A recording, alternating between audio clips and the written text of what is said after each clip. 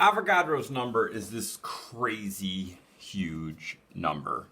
6.022 times 10 to the 23rd.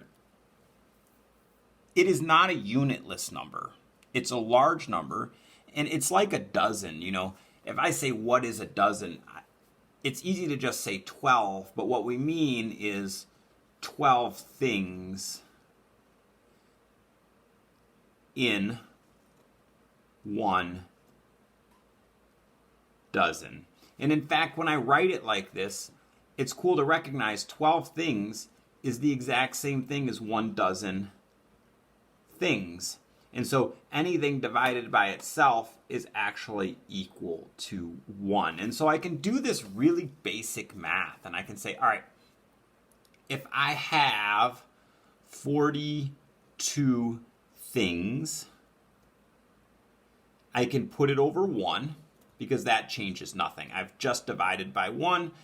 1 is can always be divided by, and you get itself. So this is just 42 things. And if I multiply that by 1 dozen things divided by 12 things. Remember, this is just 1. I said that that's 1 right there. Anything divided by itself is 1. I haven't changed anything.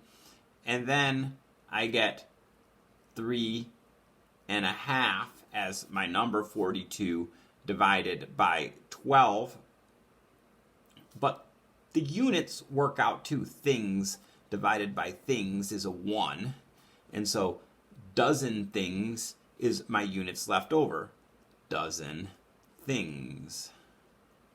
And so I have 3.5 dozen things. And so I really have just said that 42 things is equal to 3.5 dozen things. And of course, we can do math like this just by thinking through it. And there's no reason to write it out like this, except when we do it this way, then when we do it in a much more complicated way, we've now worked out the details that could lead to mistakes. So Avogadro's number, another name for it is called a mole. And I don't know, I think it's without an E, M-O-L. So what this number really is it's saying this ridiculously huge number of usually atoms. We can replace atoms with molecules or formula units or other chemical terms for very, very, very small things. But if we have this many atoms, what we're saying is that we have 1 mole of atoms.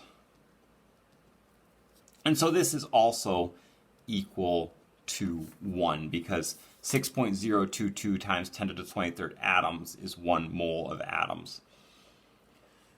And again, this gets a little complicated, but this is a very intelligent thing to do. And the reason that it's intelligent is that when we look at the mass of any one atom, you know, we could say boron. The average boron atom weighs 10.8 atomic mass units. And again, this gets complicated, but what that really means is that not every boron atom weighs the same. Every boron atom has 5 protons. If it has 5 protons, it's boron. If it's boron, it has 5 protons. That is its identity. And boron also has neutrons. Boron also has mass in its nucleus relative to the energy stored in the nucleus. This is what Einstein came up with. E equals mc squared. The energy released in a nuclear reaction is equal to the mass times the speed of light squared, and that mass equation ends up in there. You don't have to know any of that. Here, the average mass of a boron nucleus is 10.8 atomic mass units. A very, very, very, very, very small mass, so small the human brain cannot possibly conceive it. Now, that's not helpful to us.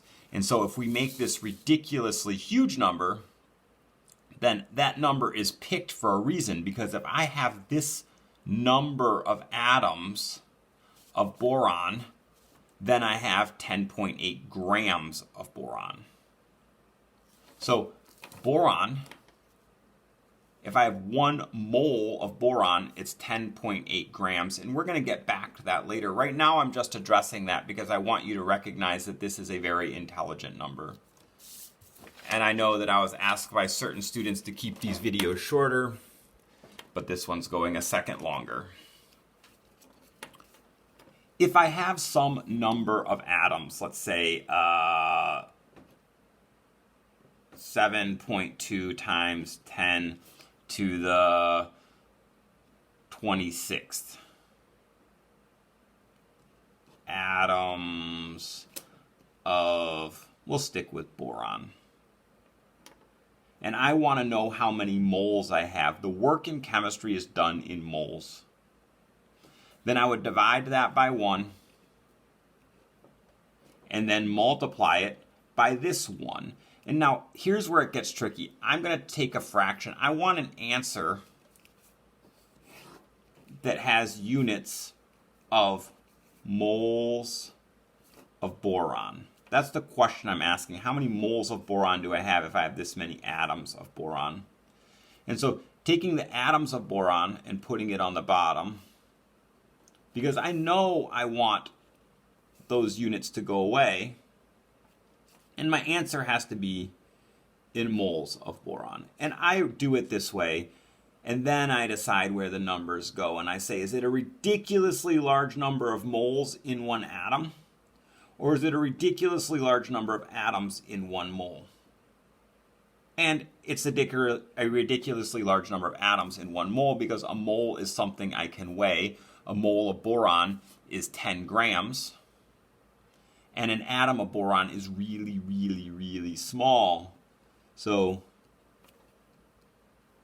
I need to put that ridiculously large number on the bottom, and that's in 1 mole. And then the math is going to come out to 7.2 times 10 to the 26th divided by 6.022 times 10 to the 23rd. And for the sake of saving you the time on this video, I won't put that number in the calculator.